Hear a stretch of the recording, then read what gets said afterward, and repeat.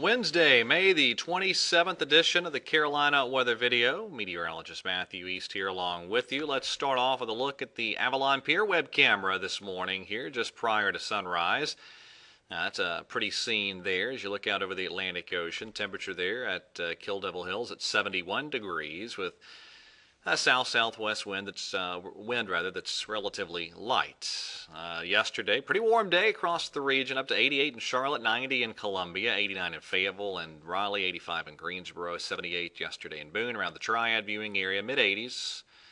That was the pretty common scenario out there yesterday. And around the Charlotte region, upper 80s and some mid-80s as you got further to the north and west in the viewing area. And currently, you're looking at temperatures here in the 60s and 70s. 60s across a lot of the Piedmont until you get over toward the Raleigh-Durham area, and then from there over through eastern North Carolina and eastern South Carolina. It's in the 70s. Boone a little cooler at 59. Now, there's your rain totals over the past 24 hours. A lot of folks have been kind of clamoring for some rain, and some of us saw some rain.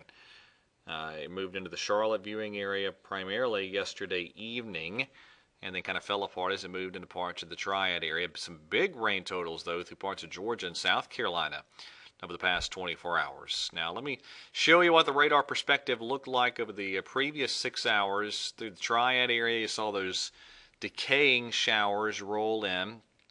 A few thunderstorms, too, there through the southern parts of the viewing area. And then, again, you expand that view out. This was what was left of a big complex of storms that rumbled through Georgia and South Carolina. Look at all those lightning strikes that occurred with that activity. Let me run this through one more time. There it goes. This was pretty intense as it rolled up the I-85 corridor and then down toward Columbia, at least the northwest side of Columbia, too. This is the Carolina perspective. The storm was certainly most intense over the upstate, but still packed a little bit of a punch in terms of wind and rain and a little bit of lightning as it moved into sections of North Carolina, but it continued to gradually weaken. Now, look at all the wind reports all the way from the Alabama-Georgia state line right on up through the upstate of South Carolina. Pretty good clustering of wind damage reports, most of this of the tree damage variety down that way. And I wanted to show you this very quickly here. This is the past 2 hours of radar data as I'm cutting this video. A couple of active severe thunderstorm warnings there in eastern Texas and now clipping over into western Louisiana.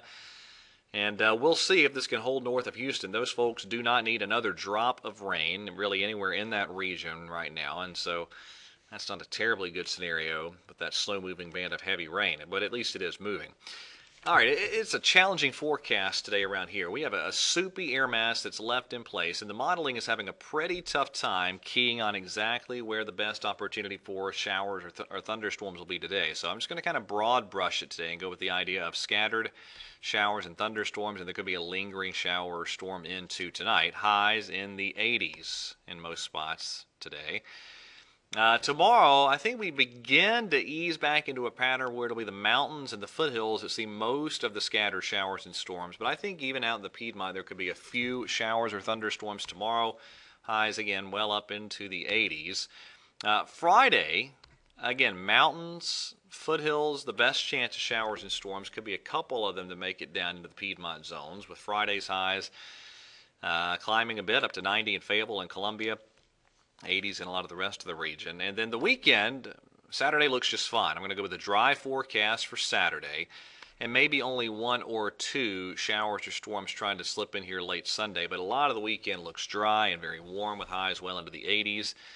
Now, interestingly enough, on the GFS modeling, you then get a wedge scenario unfold Monday and Tuesday. I have discounted that scenario for the time being. I'm going to keep the temperatures warm and mention the chance of scattered thunderstorms there as we get into Monday and Tuesday, with highs staying well up into the 80s.